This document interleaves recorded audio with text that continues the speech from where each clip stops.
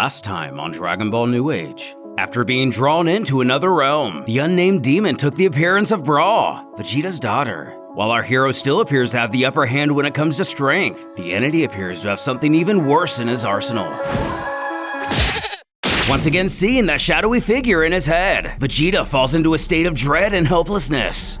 Now on his knees, his photons. Come on now, you didn't honestly believe a battle with me would be as simple as a mere fist fight, did you? Before questioning if he's already forgotten what he said about bringing him here, how he himself is the one with the advantage. But these visions, the Saiyan demands to know what he's done to him. Though he hasn't done anything, what he's experiencing is but a consequence of being near him. The Fiend proclaims he is far beyond a typical demon. Vegeta is in the presence of the very beacon from which darkness, evil, and madness radiate. Like the head of a flame, the closer one is to that raw, unshielded essence, the more said elements will grip and consume its victim, causing one's fears to devour their will. And once the walls of his sanity crumble, he will be helpless to stop them. His mind, soul, and body will belong to him. As the demon reveals this, all of the negative thoughts Vegeta has ever had come rushing through his head, telling him to give in. He can't stop him. He's too weak. He will never be enough, and many more. Madness has always been this fiend's favorite. For some, it can become an escape. If things aren't so good, one can retreat into madness and imagine something better.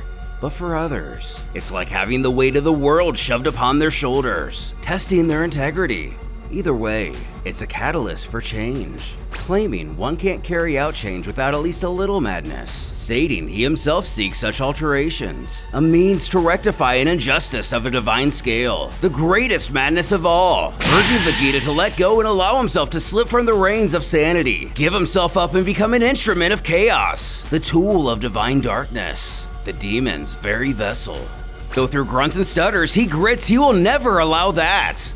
Coming to the surprise of his opponent, clearly struggling, he vows he will never submit to him.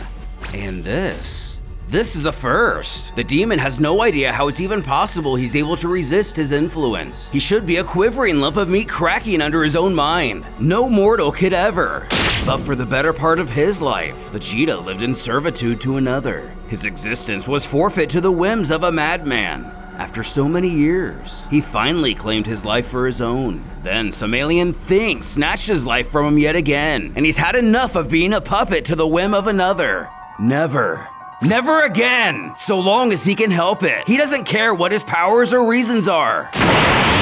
While he can still draw breath, he will never become a slave. So if he wants to drive him mad, this demon would be wise to do so quickly, because from here on, he won't be pulling his punches any longer.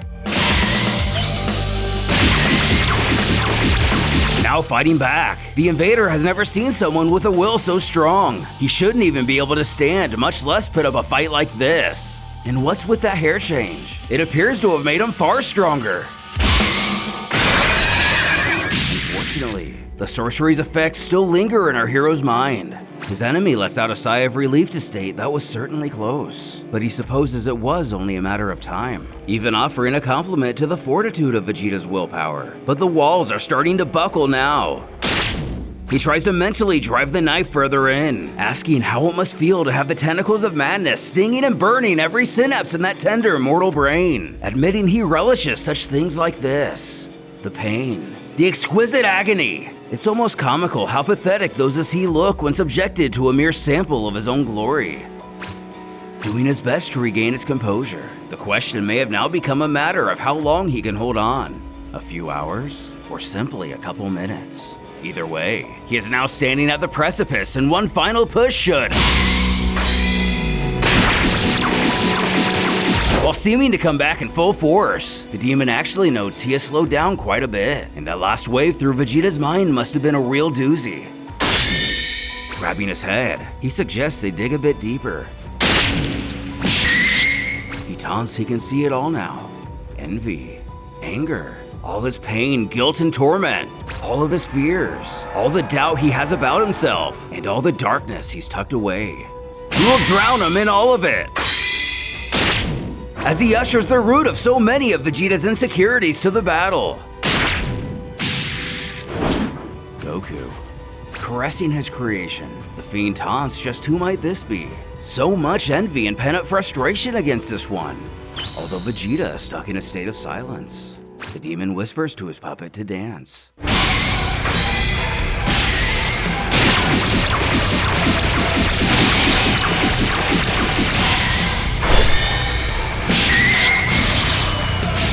As the Shadow Goku seems to take the advantage, the real enemy merely mocks his opponent on the sidelines. Vegeta has got the fight with Goku he for so long desired, but at what cost? From the outside, one could hardly tell the titanic struggle raging within Vegeta's subconscious. The Saiyan Prince stands perfectly still, in an almost tranquil, trance-like state.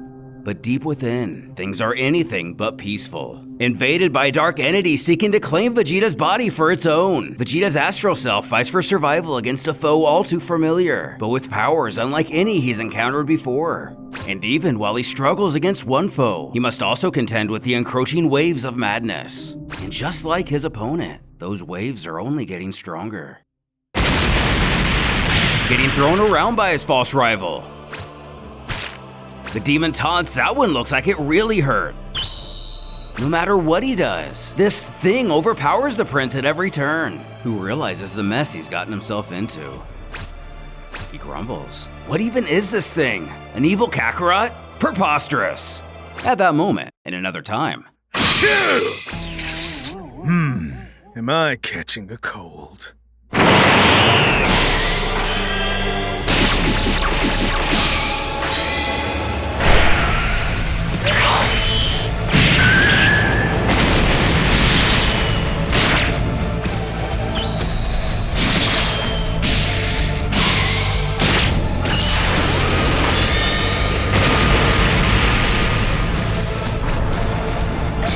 His attack doing nothing. The demon taunts. Poor Vegeta, fighting anger with anger. He must really strive to drown an ocean. In these words, fighting anger with anger, he can see it now. Envy, anger, and all his pain, guilt, and torment. All the darkness he's tucked away. That's it. That's why this fake Kakarot keeps getting stronger. It's powered by negative emotions. Super Saiyan will only keep boosting its strength. So if that's the case, now he knows what this illusionary fighter is. He is the worst and weakest part of himself.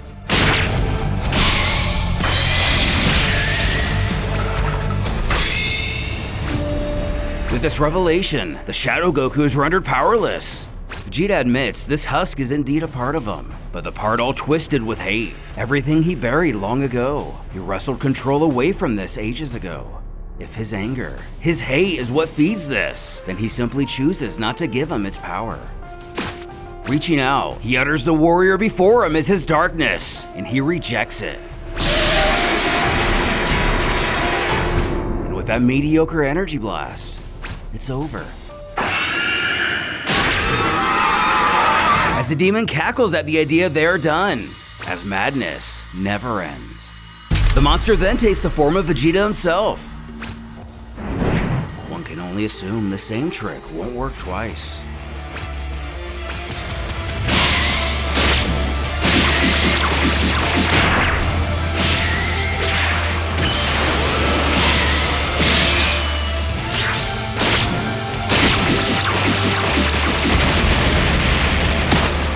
Both fighters tap what little ground remains.